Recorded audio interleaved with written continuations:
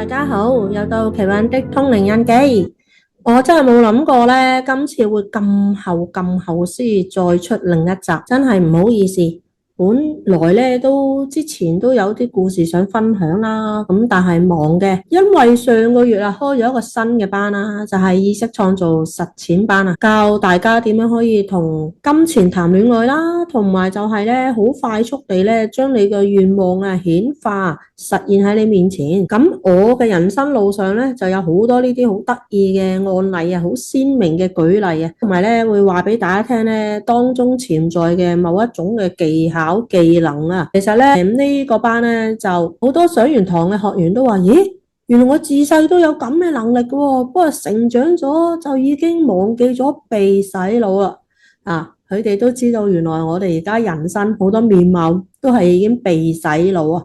咁所以咧我嘅出現咧，我亦都係好想帶俾大家知道我哋嘅意識覺醒源頭嘅答案。咁而嚟緊呢3月4月咧都係繼續舉行身心靈班嘅4個主題嘅。不過呢個禮拜6又好開心喎，我突然間諗起，咦，大家都好中意八字啊，咁我又對八字好有興趣啊，所以咧禮拜6咧我都會開一個新嘅班嘅。咁呢個八字班咧就係八字用神分析研習班啊。咁但係咧由於鋪頭場地有限啊，咁我暫時都已經收滿晒啦。我想講咧，如果要學八字最好就攞自己個八字，以至攞你嘅親友嘅八字，因為你最知佢嗰個路徑嘅人生面貌嘛。咁再配合個八字推論啦，咁你會發現咧係好快學識嘅。咁所以嚟緊禮拜6咧，咁星光花園都會舉行一個八字用神分析研習班嘅，好多係身心靈，即係星光同學群嘅學員人都已經報咗名啦。咁就係循環制嘅，咁邊個有興趣都可以加入。咁就呢個禮拜就暫時滿咗啦。咁留意我 Facebook 最新發展。咁咧就仲有，如果你留意我 Facebook 咧，都會發現咧，我係參加咗Mr. Cash 有一個咧就係靈魂善變嘅一個能量傳輸嘅耳機體驗啊。咁好神奇啊！其實佢已經舉行咗幾次嘅。咁但係我因為之前喺三亞翻嚟之後啦，又要搬鋪啊，又要開新班咧，咁我就 miss 咗有好似3次我都冇參加到。我又聽到有一啲參加過嘅反應啦，咁令到我更加好奇啦，咁我都好想更深入去理解呢一個面貌嘅。我上個月咧就有參加嘅，咁佢每個月咧就係指定嘅日子啦，就係3小時嘅，咁要俾費用嘅，同埋之前都要大家各自預備3個耳機，就係利用個手機啦。咁嗰個能量傳輸就係由Cash Foundation 奧地利嗰邊傳輸過嚟嘅。咁當然咧就係我哋咧就係跟隨中國海事基金會嗰個團體去報名嘅。咁而海外嗰啲咧就亦都可以去佢嗰個網址 Cash Foundation 嘅網址都有呢啲資訊。我哋跟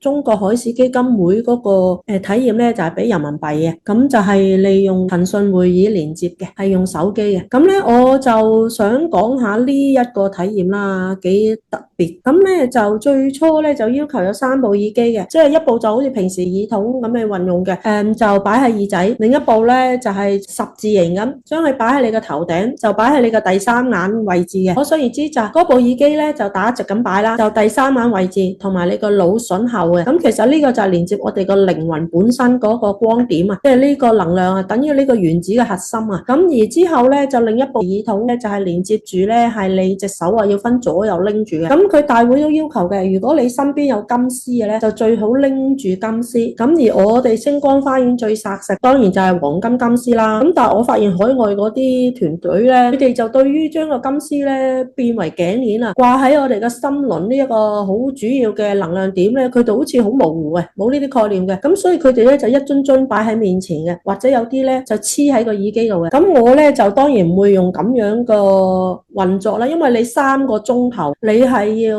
坐喺度又好，挨喺度都好，你唔可以發出任何聲響，影響到其他嘅參加者。咁你咁樣拎住其實係唔係咁方便咯。咁我咧就特登換咗一條全新嘅黃金金絲咧，就掛咗喺自己個心輪嘅位啊。咁而我咧嗰2隻腳咧，我就特登攞咗一個好大嘅金絲水箭啊踩住嘅。所以咧我就係咧喺張床度揾啲枕枕頭咧墊好晒咧，就挨住咁呢3個鐘去體驗呢個耳機體驗啦。咁如是者啦，咁到真係正式開始嘅時候啦，咁最初都要大家檢查下你個耳機啊咁樣啦，因為有個主持人嘅。咁我哋透過呢個手機連結啦，其實咧報名參加嘅，如果喺中國啊，以至香港、台灣、亞洲區咧，我就咁睇個群嘅咧都有幾十人嘅。你呢個靈魂善變個系統體驗咧，佢係有分開3 part 嘅。咁頭一 part 咧就應該係歐洲嗰方面嘅，之後就好似全世界。咁我哋亞洲區係最尾嘅。咁我咧係第一次參加啦。咁我又想講下當中嘅感受，好神奇嘅。咁呢個感受咧就係嗱，透過耳機啦，喺個耳仔接駁咗啦。咁而你嗰個第3眼位置前後又擺咗一部啦，雙手就拎住一部啦。咁我心口咧就掛住一條全新嘅黃金絲頸鏈啦。咁雙腳咧就踩住一個金絲水箭。咁我已經覺得咧整個能量咧都好充沛啊，係帶住一種咧唔帶任何批判性，係純粹係我就好似一個觀察者嘅咁嘅感覺去體驗啦。咁咧就嗱，當個主持人咧話嗱，而家係開始啦，覺得係好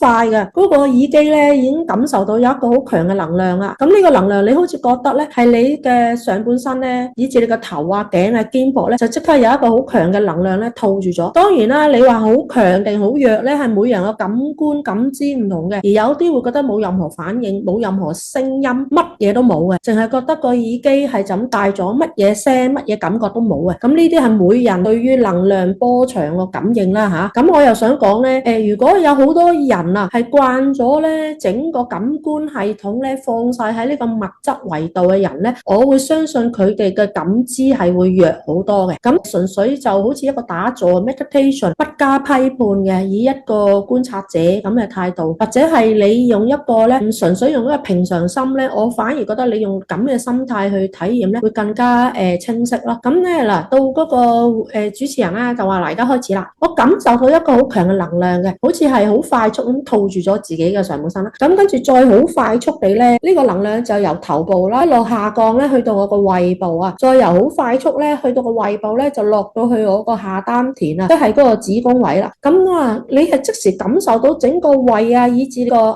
丹田位置咧，你覺得有一個熱嘅能量啊，同埋你感受到咧，你嘅身體呢啲部位咧入邊有一啲能量振頻喺度跳動緊㗎。咁咧，我即時咧就已經感受到咧，我個靈魂係拓展咗一個能量咯。咁我亦都想喺度簡單介紹下啦。咁以海史科技啦個理論咧就係講，我哋每一個人咧都係有靈魂呢個本體嘅光照，但係好多人咧唔能夠將呢個光照能量下降到落嚟，主要就係因為咧我哋個靈魂本身呢一個光照能量咧，就係被一大團嗰個咧情緒情感呢一套能量包圍住、包裹住啊，即係正如好似一隻雞蛋啊，中間個蛋黃周圍就好多蛋白啦。咁而呢個蛋殼咧就代表我哋物質維度呢個肉身嘅感受啊。咁嗱，我又想講你個靈魂光照，如果普通人嚟講喺呢個社會啊被洗腦啊，或者係被一啲蒙蔽咗，咁你淨係用你個好局限嘅情感系統去感知呢個世界，感知你嘅生命維度咧，咁換嚟咧就有好多個情感嘅受傷，或者一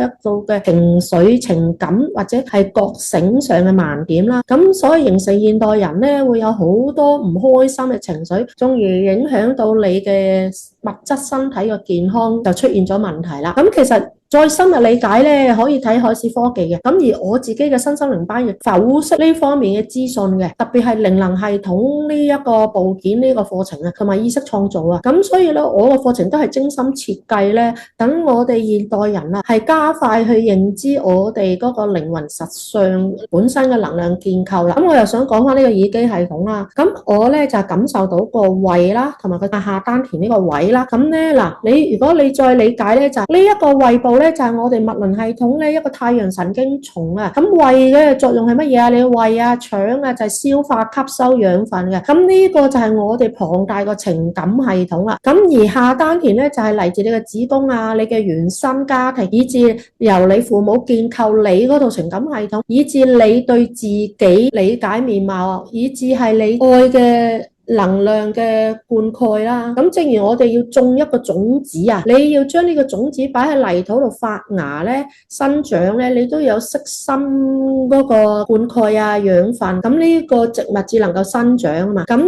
子宮系統咧，咁阿 Mr. Cass 亦都有講嘅，就等於係好似我哋嘅太陽系啊、九大行星嘅系統啊。咁太陽就等於係宇宙中心嘅力量啦、靈魂本身嘅光照能量啦，而周圍嘅九大行星啊呢一套系統咧，就等於係好似我哋所講嘅情感系統啊。咁其實咧，我哋整個九大行星啊呢個太陽系咧，就再被外圍某一啲嘅能量系統所包圍，就等於是一個細胞入邊係充滿住好多唔同嘅部件啦。咁我就透過呢個能量傳輸，我突然間感知到咧，我所理解嘅靈能系統呢個畫面呢個概念，咁再加埋呢個耳機系統對於我自身嘅能量點再深切嘅體驗咧，我係深深咧好似打通咗任督二脈啊！我係瞬間咧對於海事科技某一啲學術嘅概念啦，同埋我自己所理解所知道我哋人類呢一個靈能系統呢個架構咧，我係更加深入去理解。咁跟住好快咧，我就發現對於我而家係投影喺呢個物質世界嘅我嘅感知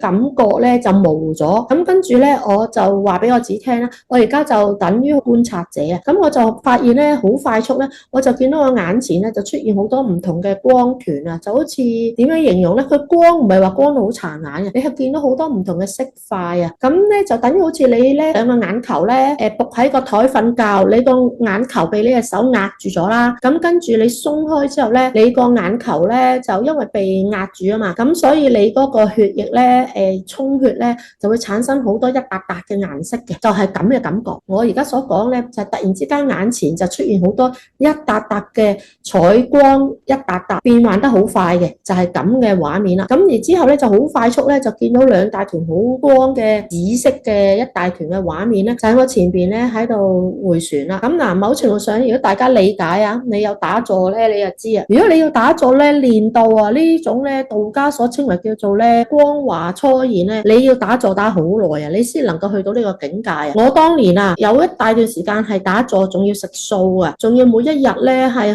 減少咗好多嘅所謂嘅對外資訊嘅紛擾啊。咁咧每日咧係有2座嘅打坐，每一次打坐都可以平均1個鐘到，或者最少半個鐘。咁長年累月咁樣去修煉咧，練咗幾年啊，先至能夠咧累積到呢個光華初現呢個覺知呢個感知啊。咁呢個就等於你內部整個咁嘅等離子能量體咧，就已經喺加速個振頻匯聚啊。咁喺第三眼個位置啊，以至你靈魂光照位置咧，你就感受到呢個光體啦。咁我就發現呢啲光咧就好快速咧，咁樣咧就將我個意識咧，定係意識啊，當時我已經冇咗一個我啊，已經係冇咗呢個咁嘅負擔噶啦。咁我整個意識咧，我就好似覺得咧係 zoom 咗落去一個好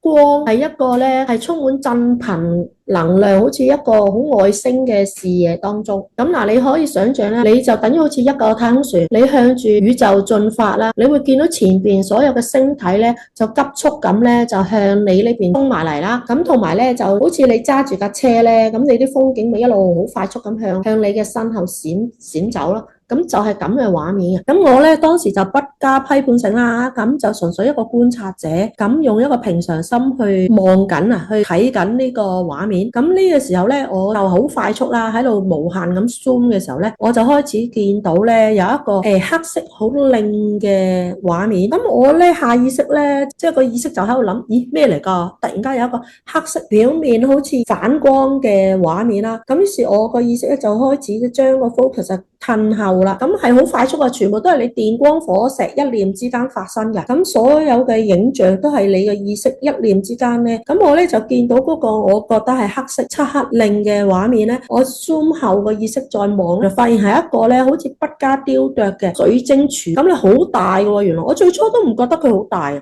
為咧你係冇咗大細嘅概念啊。咁見到呢個黑色嘅水晶柱咧，就打直咁動咗喺度。咁跟住隨住我嘅意識向後去擴展咧，再睇下周圍嘅場景咧，我就見到呢個黑色嘅水晶咧，就原來咧係喺一個好大嘅太空船，好似飛碟嘅中間啊。咁當然我睇唔到呢個飛碟外圍啦，我就喺個室內嘅，就係淨係純粹個意識着咗喺度望啦。咁而我見到佢周圍咧就圍住咗一啲好矮小嘅外星人嘅。咁我一望啊，咦，點解周圍會有外星嘅？咁我當時我意識咗喺度諗緊嘅時候咧，我就見到呢啲外星人咧，就全部咧本來佢哋個面咧係圍住呢個黑黑嘅一個水晶柱中間啦。咁而之後咧，我就見到佢哋咧全部咧就向後望啊，咁望向我個意識範圍呢一邊咧，咁我先望到佢哋所有嘅呢啲好矮小嘅外星人咧，佢哋個面咧全部唔係人類嘅構造五官嚟，係好似我哋地球嘅昆蟲啊，即係有啲似蜜蜂啊，隻眼好多複眼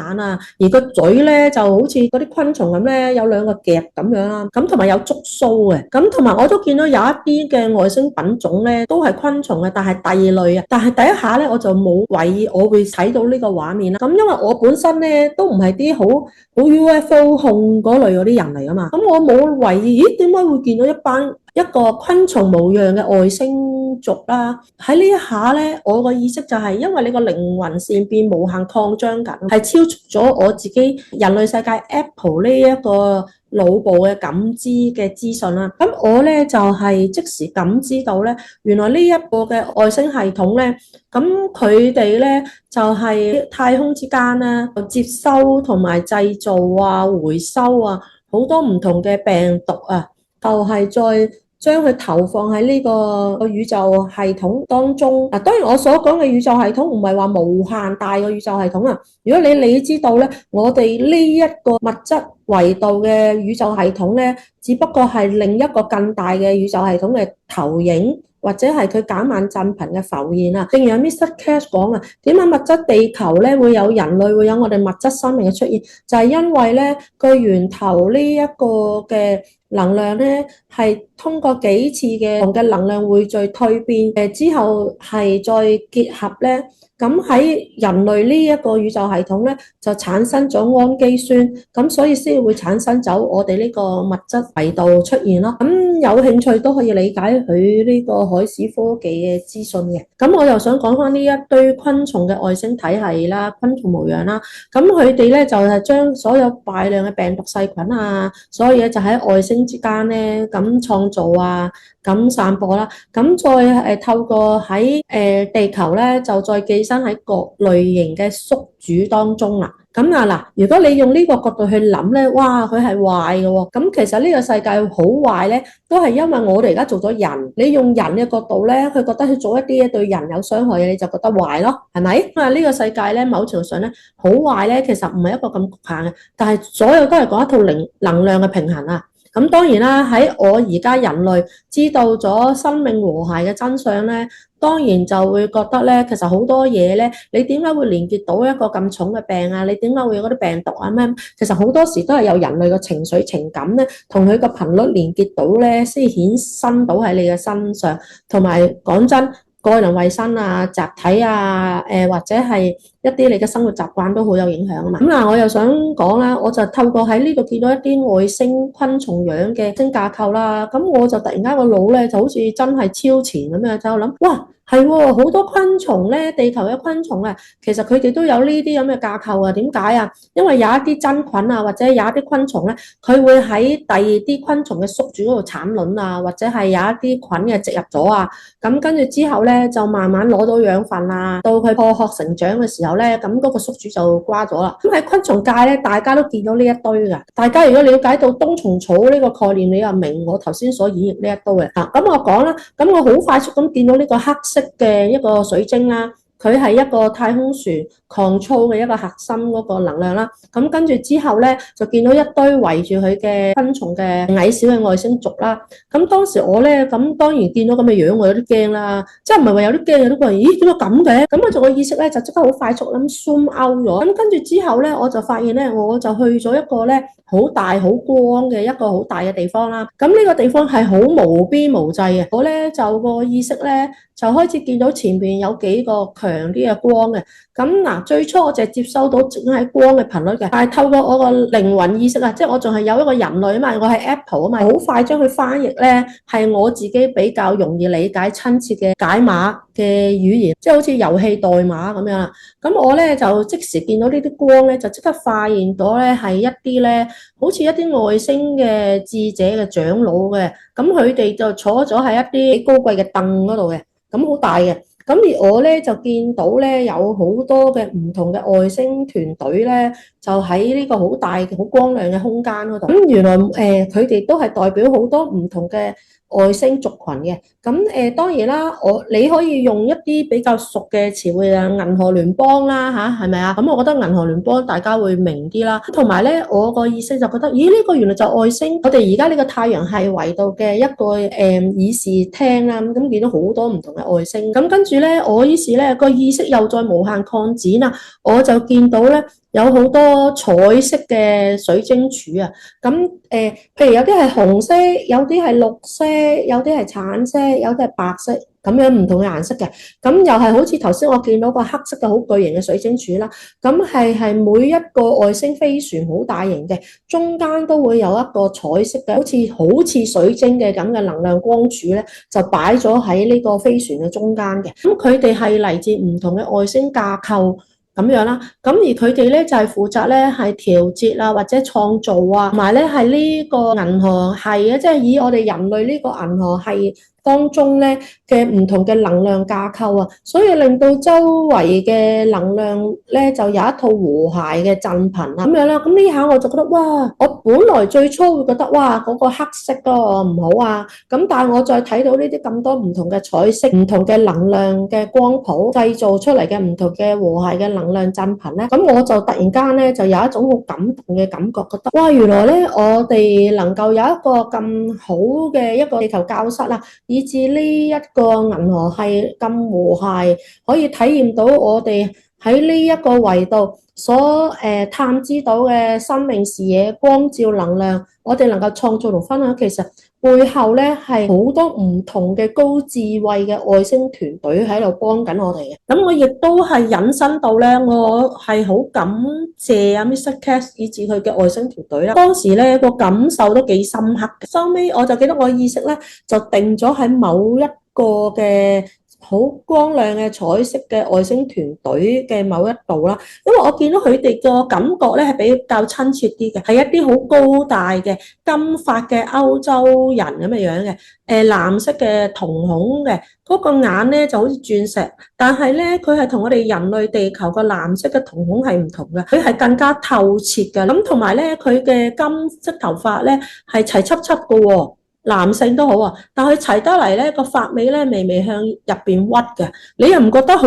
核突嘅？你覺得係好和諧，同埋身形好寬容啊，着住一啲銀色同埋一啲有啲光閃光嘅，好似一啲太空衣嘅袍啦。咁當然我哋都見到有啲外星嘅女性啦，咁但係佢哋都係以白人啊、金髮藍眼為主嘅。咁某程度上咧，我會覺得呢個形象比較親切，同埋好似覺得係好靚咁樣啦。於是我呢個下意識咧就即時咧就有一個下意識咧就好想去知佢其實係咪嚟自金星或者係嚟自某邊一個外星體系咧？咁我正想個意識咧係突然間發出一個咁嘅問號嘅時候咧，咁我見到咧當中佢呢個好大嘅議事廳，其中有個嘅外星呢個好似我認為好似係嚟自金星嘅外星人啊男士啦，佢就向後咧向望住我嘅意識呢方面。嗱，我想講我由頭到尾呢個感知係冇我自己個人嘅形象嘅，就淨係純粹一個光照嘅意識嘅啫。咁佢就望過嚟啦，咁我咧就個意識咧就剎那間咧就好似咧係滲入咗佢嗰個眼睛入邊啊，嗰個藍眼啊，好似個光海隧道我入咗去啦。咁呢個時候咧，我就突然之間咧，我個耳機咧，我右邊個耳機嗰個耳仔咧，突然間我感受到一個好強嘅電流啊，痛啊！之前嗰隻耳仔痛咗一痛喎，咁我就即刻忍唔住咧，即刻揾隻手咧，就將我右邊個耳機近住耳仔嗰個位咧，我拉開咗，因為突然間有一個電流刺痛，痛一痛啊，掹一掹開啦。咁變咗我突然間又醒一醒咧，我就個感覺咧就好似翻嚟我而家坐咗喺我張床感受緊個耳機系統啦。咁咧我呢下咧個下意識咧就係諗，咦，其實佢可能係想話俾我聽，但係因為佢個能量振頻太高啊，以致我接受咧我呢個能量係強啊，所以令到我個耳仔個神經線痛一痛咯咁樣。於是我咧就冇再深究啦，於是我意識又再放輕心神咧，因為我有多年嘅打坐同埋星光身投射嘅體驗，所以我好識控制我個意識嘅。咁於是我嘅意識咧就重新再入翻去一個咧好似係無我嘅境界啦，跟住我就再深翻入去呢一個感官感知入邊啦。咁跟住咧我就之後可能頭先個耳仔痛一痛啦，令到我個意識又彈翻嚟呢個物質嘅維度啦。咁於是我之後咧就冇能夠咧再進入翻頭先咁深嗰個感知狀態啦，喺表面嗰度遊走啦。咁跟住到佢嗰個會議咧，就呢個耳機體驗靈魂善變咧，就係大致上3個鐘。你諗下3個鐘喎，咁當中有啲人咧就開始打鼻鼾啦，就有啲咧就喺度咳啦，有啲可能食飽飯啦，因為佢係夜晚8點鐘，好似7點舉行嘅，咁咧就可能佢哋食飽飯咧就啲胃氣喺度啦，而有啲咧直情係咧有啲雜聲啊，可能佢屋企啊同屋企人咧傾偈啊，咁突然間傳嚟嗰啲聲咧，就搞醒晒啲人。咁我又覺得其實佢有一個盲點唔好就係咧，其實我哋淨係單向咁接收佢啲聲啦，咁而周圍嘅人嘅聲咧最好瞄咗佢啦，但係我又唔知用咩方式可以瞄咗其他人嘅雜聲，其實好影響到整體參加嘅人噶嘛。咁我就記得係到佢係分開有3個主題嘅，咁而到其中有一個主題咧，咁啊 Mr. Cat 我哋嗱嚟緊呢個環節，我哋可以去想去嘅地方，咁有個翻譯嚟講啦。咁譬如喺地球啊，或者係你想去邊度，或者你想去月球啊，去邊度都好啦。咁咧我咧就第一下咧就諗，咦好啊，去揾阿凌格老師，去揾阿亞沙奇啦。咁但係我發現咧，我好似佢冇回應我又好似去唔到。咁跟住我喺度諗，咦？莫非啊 Mr. Cash 呢個靈魂善變佢玩嘅呢個維度咧，係同我所講嘅靈界導師嗰個更加高振頻嘅維度係唔同？咁跟住我又諗，咁啊是但啦，咁我不如去奧地利睇下 Mr. Cash 佢哋而家嗰個控制室係點啦。咁我跟住我意識咧就好快咧，就突然間見到好光啊，係一個外邊嘅好光嘅陽光啊，周圍好晴朗嘅天氣啊，馬路啊，個馬路都唔會話好多車嘅，好寧靜咁啦。咁一個白色嘅大廈啦，咁出邊都有啲植物嘅。咁呢個白色嘅大廈咧，有啲窗戶咧，啲窗門咧就係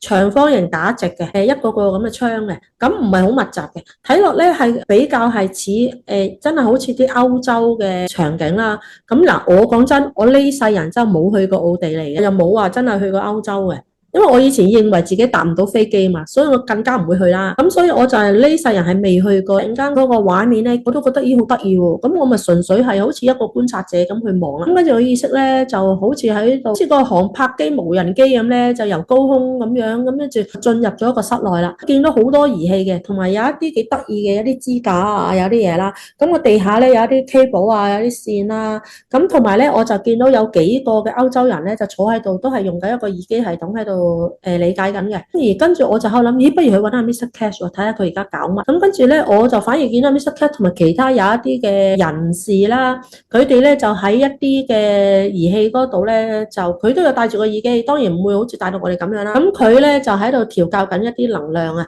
同埋佢亦都有一個團隊喺度做緊佢哋嗰啲咁嘅 control 啦。咁跟住咧，我嗱講真，我真係唔知我所見嘅嘢係我幻想出嚟啊，定係真實，因為冇印證啊嘛。跟住之後咧，我其實咧個意識咧，就再 zoom out 咧，就喺呢個室內就出翻嚟咧，就我諗啊，不如想睇下出邊嗰啲戶外歐洲嘅風景啊。因為我喺度諗咧，我唔使機票，我就可以去到歐洲睇風景，又唔使搭飛機舟車勞頓，幾抵㗎。等我望下啲歐洲場景先。咁喺呢一下咧，我突然間咧喺好似航拍機咁嘅畫面啦。咁我係 zoom out 啊嘛，喺個 building 嗰度走翻出嚟啦。咁我咧就係見到咧，突然間見到個毛主席嗰張相喎，即係等於喺天安門城樓嗰張相啊。咁跟住又見到咧紅色嘅天安門廣場啊。咁跟住一路咁去 zoom out 咧，呢個場景越嚟越擴大嘅時候咧，咁我主觀嘅意識咧，我就 stop 咗佢，我就個意識咧就係好自然咁就係話啊，無啦啦去咗北京、天安門、毛澤東，我都冇興趣。咁你淨係知呢一個係一個歷史人物啦、景點啦咁樣，咁所以我咧就個意識即刻話俾你聽，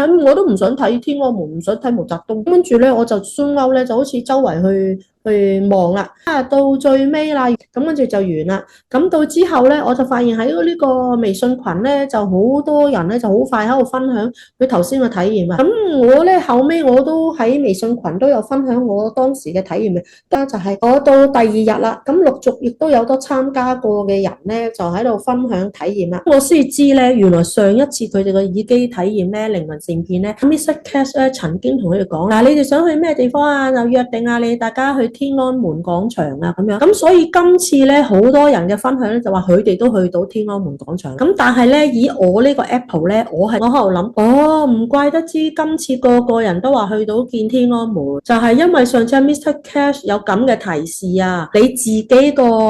潛意識啊，你可能都好想去實現呢一樣嘢，所以個個人都話見到毛澤東，見到天安門城樓，跟住佢哋又演繹到咧，就話見到啊升國旗啊，個國歌響起啊，好感動啊，毛澤東好偉大啊，咁啊個個喺度分享呢一堆啦。咁我喺呢一下咧，第二日咧見到佢哋啲分享啲資料咧，我先諗起，哎呀，我終於明點解我無厘頭會見到毛澤東，我會去咗天安門城樓，可能亦都係呢個耳機咧，周圍嗰個意識咧滲咗落去啊。可能我比較敏感啊，我自己本身都係一個有通靈能力嘅人啦，所以我覺得我係比較敏感。再透過呢個耳機嘅靈魂善變系統咧，令到我個接收嘅感知再拓展得更加敏感咯。咁我又想講咧，呢一個咁嘅科技其實係好先進嘅。咁啊，Mr. Cat 都有講啊，如果等我哋人類啊去叫做提升啊，好難啊。人類個思想系統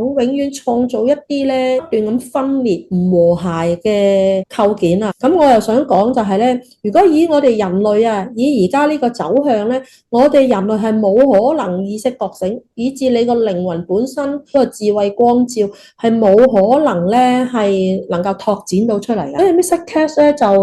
就發展呢一個系統係幫我哋啊，即係等於我哋要重新去拓展翻我哋呢個靈魂嗰個能量出嚟啊。Mr. Cash 所講呢個技術咧就係外星人送俾地球人嘅禮物啊，但係你亦都係理解到咧，因為佢係太過犀利啊。如果呢一套技術係落喺一啲操控者或者某一啲國家手上咧，佢就係做到一啲操控人性、操控呢個世界一個意識嗰個工具啊。我哋落入一個更大嘅一個操控系統當中咯，所以真係要好小心咯。咁而仲有想講咧，Mr. Cat 佢點解要透過呢一個咧？咁我就睇一啲嘅官方報道啦，佢仲係發展咗有一啲嘅能量咧，就向整個地球啊能量傳輸啊，咁將整個地球嘅能量加快一個和諧啊。同埋咧，我哋要意識覺醒嘅人啊，先至加快清醒咯。就我想講，呢個世界好微妙嘅，唔醒嘅人咧係唔醒嘅。有啲人以為自己醒咗咧，其實佢唔係醒得晒嘅。所以我就想講咧，真正理解呢個靈性面貌嘅真相啦，